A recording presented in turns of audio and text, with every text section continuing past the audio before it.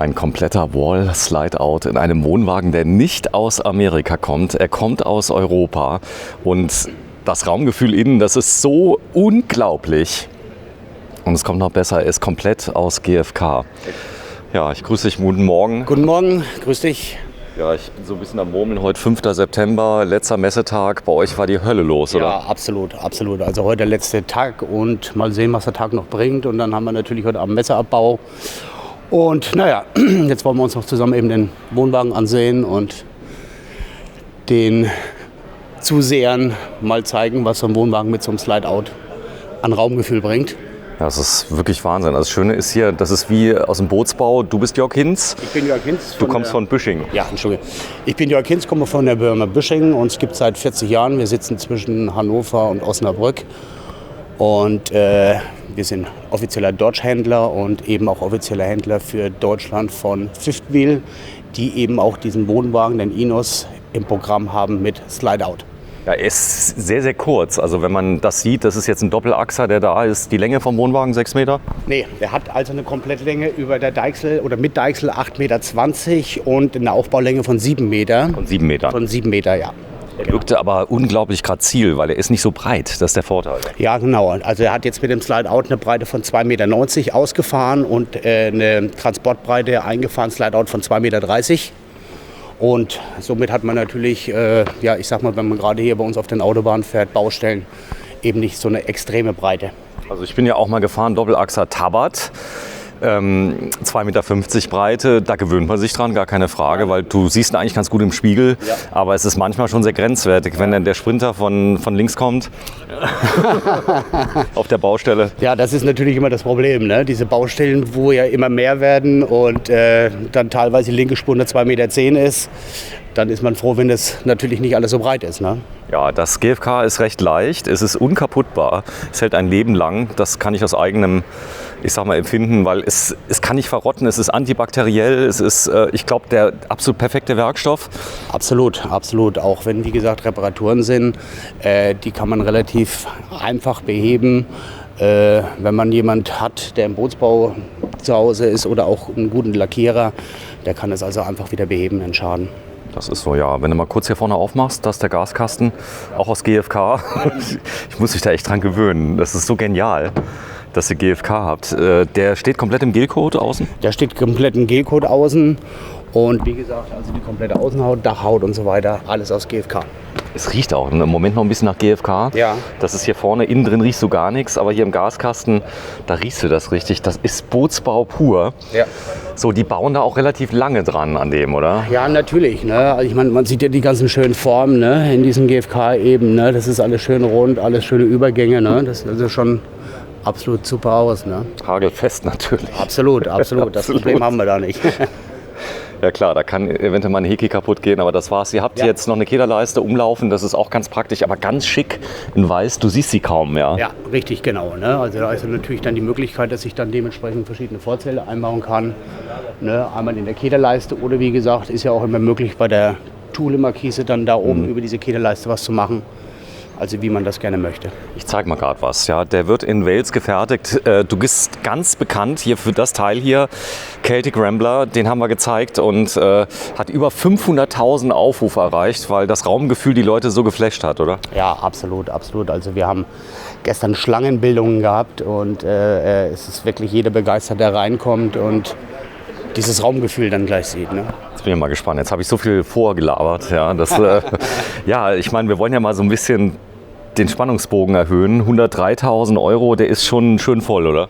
Der ist absolut voll. Ne? Also der hat, wie gesagt, auch eine alte Fußbodenheizung, Warmwasserheizung. Also von der Ausstattung her steht er den Auflieger nichts nach. So, das dauert wie lange, das Ausfahren vom Slider? 20 Sekunden. 20 Sekunden? Ja, das geht also wirklich sehr, sehr schnell. Ruckzuck. Also Länge war alles 8,20 Meter, Aufbau sind 7 Meter, Höhe sind 2,70.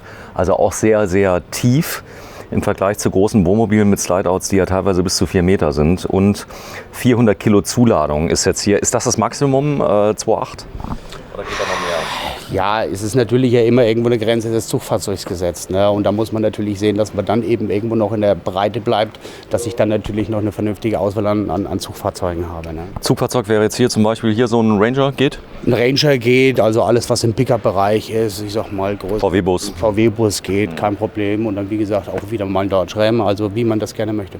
Mein Dodge Ram. Gut, du bist damit ja groß geworden. Ja.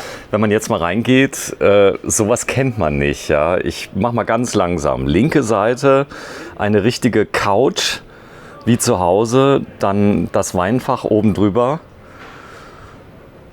Raumgefühl, wenn du überlegst, 2,30 Meter Breite, dann hast du hier eine richtige Stube. Wenn du dich mal gerade auf die andere Seite mal setzt. Ja gut, jetzt sind wir auf 2,90 Meter, ne? Jetzt sind wir auf 92. Jetzt sind wir auf 2,90 Meter.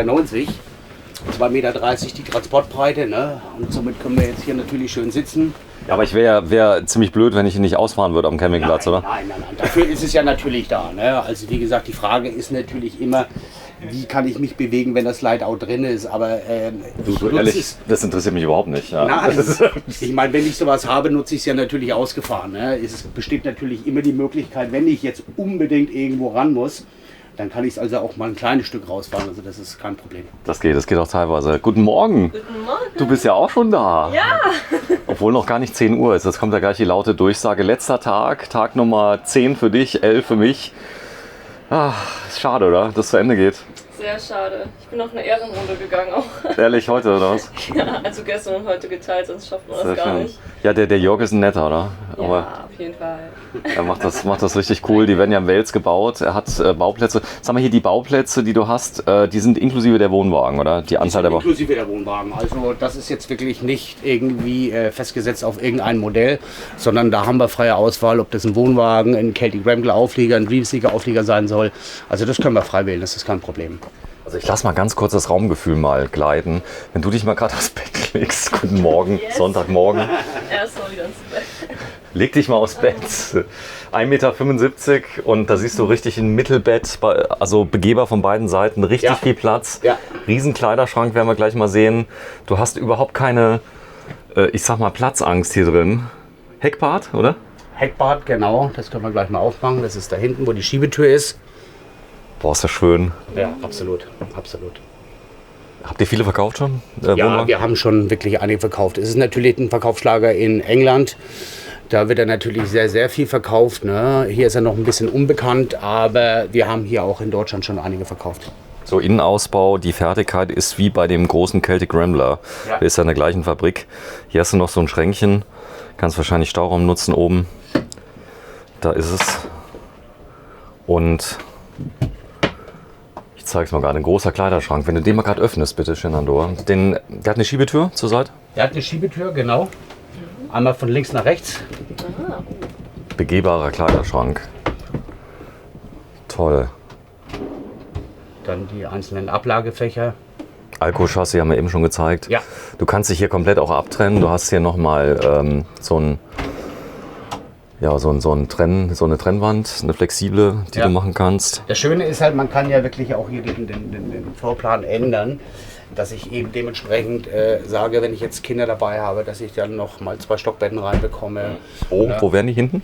Ja, man kann das dann natürlich wählen, dass man die dann in dem Bereich macht, dass man das dann trennen kann, ne? Dass dann der Schlafbereich weiter nach vorne kommt.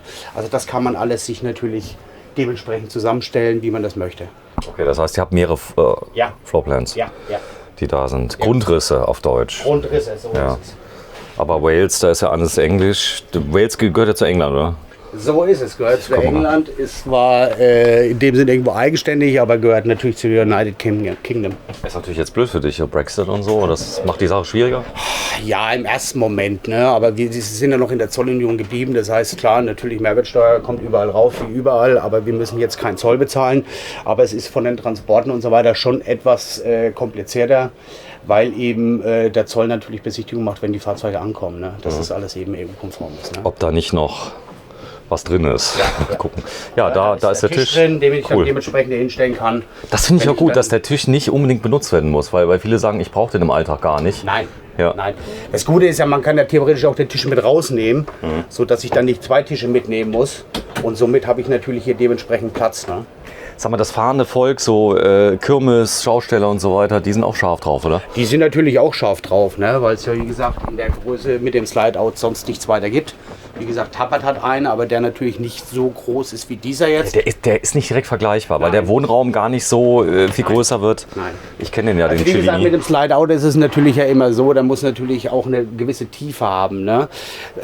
Also dieser fährt ja jetzt nochmal 70 Zentimeter nach außen und somit kriege ich natürlich dieses extreme Raumgefühl und dann natürlich ist der ja extrem breit. Ne? Also der fährt ja von da hinten bis hier vorne raus. Das ist die ganze Der Zeit. Slideout. Ja. So, komm, wir gucken mal das Heckbad. Hier ist übrigens, es ist wie zu Hause. Hier kann man auch noch einen Fernseher hinstellen. Die Vorbereitung ist schon da auf der rechten Seite. Das Bad, ja. Du gehst mal vor. Du bist ja die Badspezialistin. Du verbringst deutlich mehr Zeit auf der Toilette als ich immer. Die sagte mal, ich gehe mal kurz auf Toilette. Ja, dann Ja. eine Stunde später. Sehr Und dann hat sie nur den Lippenstift nachgezogen. Ja. So, da ist das Bad. Heckbad ist natürlich richtig toll. Also an der Stelle direkt neben dem Bett, Ja. wo es auch hingehört. Ja. Ist jetzt natürlich nicht der perfekte Familiengrundriss. Wenn der Kleine mal aufs Klo muss, ja, dann muss er einmal durchs Schlafzimmer durch. Ja. Ja. Hubstützenanlage? Genau, auch wieder ein automatisches Leveling-System, Mover-System, also Also Mover ist dabei, Leveling ist dabei. Genau. So, Echtglasdusche.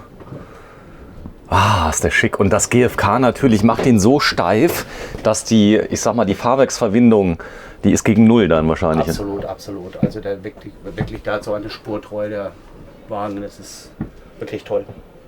Ist ja nicht gerade das billigste GFK, aber ich kann mir vorstellen, dass die Engländer, die Leute aus Großbritannien stehen total drauf, weil das Wetter da ist ja noch mal ein bisschen useliger.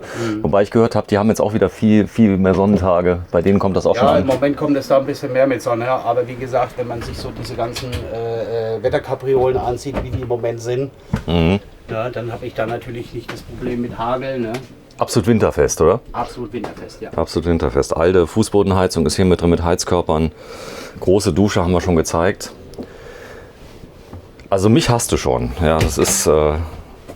So, du hast gesagt, auf Wunsch auch eine Cinderella-Verbrennungstoilette. Ja, natürlich. Da habe ich natürlich auch wieder alles an Toiletten. Guten Morgen. Was der Markt Morgen. hergibt. Am besten gehst du mal kurz raus, dann filme ich mal gerade ins Klo. Ja. Witzig. So, da ist das Klo, da hat man auch viel Beinfreiheit. Hier kannst du noch mal zumachen. Vorne ist noch ein Türchen. Da. Oh, die rollt auch gut. Ja. Flüssig. Hat man nicht gerade die billigsten Schienen genommen. Das ist auch gut. Großes Heki hinten. So, jetzt müsst ihr mal raus, weil ich mache jetzt mal einen Rundgang mit der Kamera, dass wir mal sehen. Oder ihr könnt Folgendes machen. Ihr könnt euch mal vorne reinsetzen und so tun, als würdet ihr euch gut kennen. Okay. Erst gerade meine Bekanntschaft ist aufgebaut. Ah, sehr schön. So, also, ich mache jetzt mal eins. Ich gehe jetzt mal von innen nach außen, mache mal einen kompletten Rundgang. Die Shenandoah bleibt mal da sitzen. Du kannst dich auch mal gerne rein. Genau.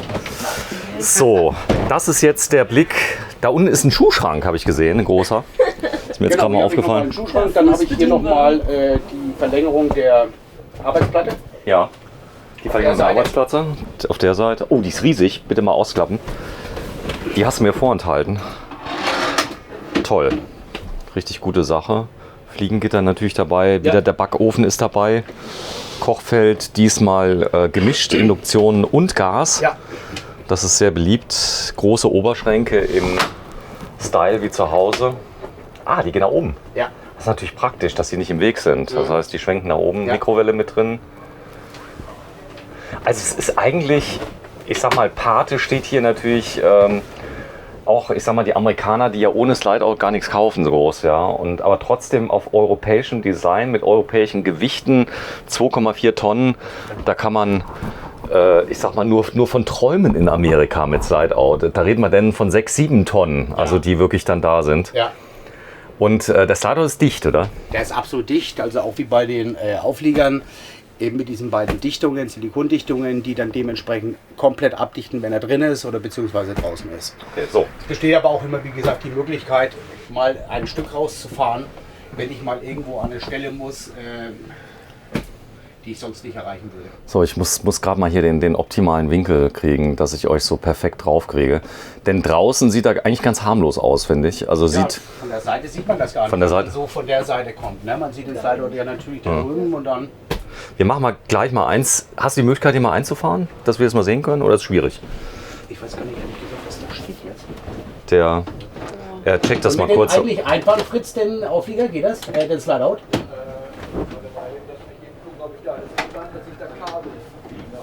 Ja. Es geht nur mal so für das Feeling. Guten Morgen. Hallo. Du bist der Sohnemann. Genau. Ja, er fährt auch gerne am Hinterrad, habe ich gesehen. Genau. Das ist gar nicht so schwer. Man muss mit der Bremse ein bisschen spielen, oder? Ja, in etwa schon. Ist das Üben? Das ist aber ein leichtes Fahrrad, was du hast? Oder was hast du? Ja, relativ schon. Was wiegt das? 11 Kilo? In etwa 12, ja. Also es ist schon ein bisschen schwerer, aber ja. Ja, Er okay. hat immer geübt, fleißig geübt jedes Mal. Ja gut, es ist, wenn man es irgendwann mal raus hat, geht's, oder? Ja, richtig. Gut. Ja, lenken ist dann ein bisschen schwieriger. Ja. Ich guck mal gerade, aber auch das geht. Als gerade Ist mal besser, als wenn man normal fährt. Cool. So, das ist unser Schlafzimmer nochmal. Ich liebe das, wenn man die reinfährt Ja. Ich will das auch und bleiben. du dann, ja, an der Stelle würde ich jetzt nicht mehr zwingend sitzen bleiben, weil da kommt der Meter rein. Komm mal gerade einen Ticken mehr zu mir. Vorsicht, Kopf. Ah, du hast einen Dutt hinten heute. Ja. Hier oben Weinfach. Komm, das machen wir mal hoch, das Weinfach. Ja, das kannst du hochklappen. Cool. Da würde ich halt während des Transportes würde ich die Flaschen halt mal rausnehmen, aber hast du auch hier so Bling Bling.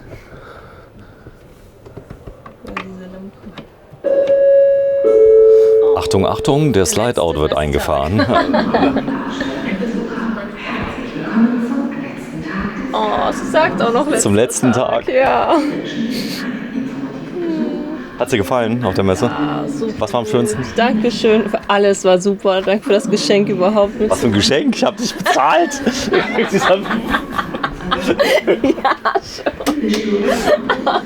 Du warst käuflich. Es ist so. Du bist ja Schauspielerin, muss man sagen. Ja, schon. Aber Du hast eine Ausbildung gemacht, wo eigentlich? In Köln. In Köln. Mülheim, ja. Was für eine Schule ist das? Warte. Du bist so traurig ein bisschen. Ja, das schon. Warte, fangen wir jetzt an. Also es war Köln-Mülheim so eine... Alles gut. Die kommen gleich wegen reinfahren. Ne? Das Also wegen Reinfahren, okay. Es ist so, es gibt so ein Check-up beim Reinfahren. Du solltest mal drum rumgehen. ja, wir haben ja die Kabel und alles, deswegen müssen wir gerade so ein bisschen improvisieren, dass wir dann das Ganze reinfahren, sodass wir dann eben nicht die Blumen oder die Dekoration wegmachen. Es ist noch nicht mal ein Meter und das ist so krass, was das ausmacht. Also Ja. du denkst wirklich, das Ding würde 3 Meter rausfahren, aber es ist nur 1 Meter. Ja, ja. Und dann, Aber wie gesagt, es ist natürlich eben die ganze fast Seitenwand, ne, die komplett rausfällt. ja, ist ein Wall-Out, wie der Herr Volkner immer sagte. Ja. Wir haben sogar jetzt gerade jemanden von Fifth Wheel da direkt Echt? aus. Komm, wir holen ihn mal vor die Kamera. Das ist George. Hi George. How are you in UK? Oh, good morning. Morning, you well? I made a video with over 500,000 views with the Rambler Oh, nice. once there, and if you could turn down your mask just to see your lovely face, yeah. So this is it's such a neat trailer, isn't it? Thank you very much. No, it's 10 years old now, the Enos, so this is the latest incarnation. Yeah. So it's beautiful. No, we're really proud to show it here. So, das System ist also rund 10 Jahre alt, aber das hier ist der allerschönste. And we want to put in the slide out. Can you help us, little? Ja. Achso, sorry, ich muss erstmal wieder umdenken. Ja. Ja, er ist jetzt direkt vom Werk, der George. Next door, there's a little switch in the cupboard, that's all. Okay. An der anderen Tür ist noch ein Schalter, hat er irgendwie gesagt. Es ist immer so schwierig. Die aus Wales ist schon ein bisschen heftiger. Ja, er ist sehr harter Dialekt. Wobei bei ihm geht's, also. Ah, stop. Wait. Not yet. Put it out again. It's so fast. Just wait a sec. Jump in. I have to film from here. Oh mein Ich muss von hier filmen. Okay. So all you need to do, make sure the mattress is flipped over, Ja. the windows are closed, nothing's in the way. Also wichtig ist, die Matratze muss übergebogen werden. So, Die Windows, Press and hold. das ist, It will come all the way in ja. to the kitchen. and Finish? that's it. Not yet, but Yeah. there's not enough space, so. Go ahead. Go ahead. It's okay. I can make myself small. Wow. Okay. That's it, ready to roll. It's so amazing because this 1 meter Lots of space now, Yeah. floor space. it's, You can't go to the bedroom, otherwise it's perfect. No, that's it. You can crawl underneath though. You can crawl. also man kann unten drunter rausklettern, das geht auch noch. Aber ich merke jetzt schon, ich muss jetzt schon die Beine hier irgendwie ausstrecken, dass ich reinkomme. Und jetzt geht das leider wieder raus. Der ist echt schnell. Das ist fast. Cool. Neat. Ja, und das ist wie gesagt die gleiche Geschwindigkeit, wie es bei den Aufliegern ist. Ne? Also Das ist natürlich- wirklich extrem Das ist schnell. natürlich toll, auch mit der Mechanik. Ihr habt so Stahlseile drin, das ist relativ easy. Das heißt, da kann nicht so viel kaputt gehen. Absolut nicht. Wenn da Spindeln oder sowas dran wären, die müssten synchron laufen, das habt ihr alles nicht. Nein, nein. Okay. Die sind auch nicht so schwer. Ja, das ist ja das Nächste. Ne? Man muss ja immer wieder trotzdem schauen, dass man mit den Gewichten natürlich nicht so hoch kommt. Aber diese Technik ist absolut wirklich, wirklich toll. Also wir haben noch keinen in unserer Kundschaft gehabt, der da Probleme mit hatte. Und selbst wenn, Und selbst wenn, ist es also kein Hexenwerk, kann man das alles wieder reparieren. kann man reparieren. Also man kommt überall dran, es Ja. ist ja so. Ja. Ja, toll. Also du bist leider ganz im Norden, weit weg von uns, aber die im Norden freuen sich.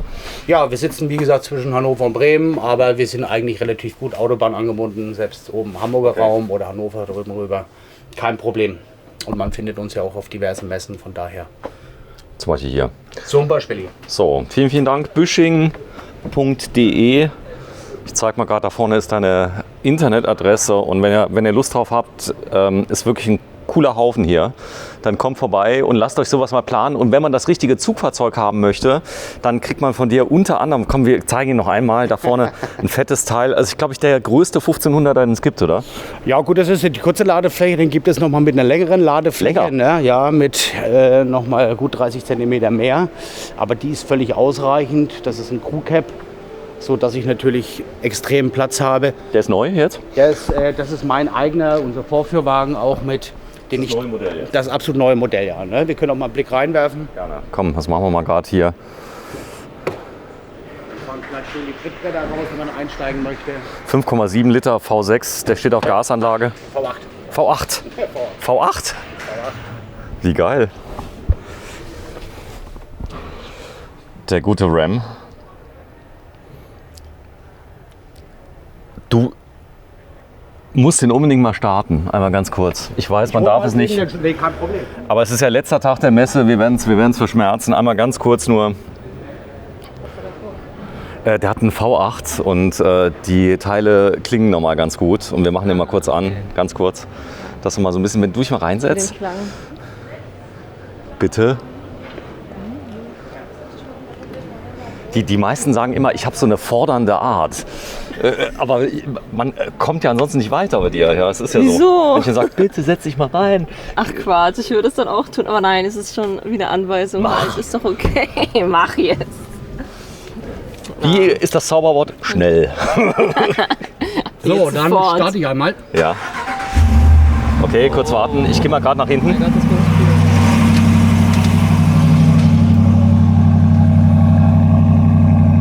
Bitte mal kurz Gas geben. Nochmal. Alles klar. Vielen Dank und ausmachen, dass die Leute da hinten auch noch überleben. Ja, das ist so.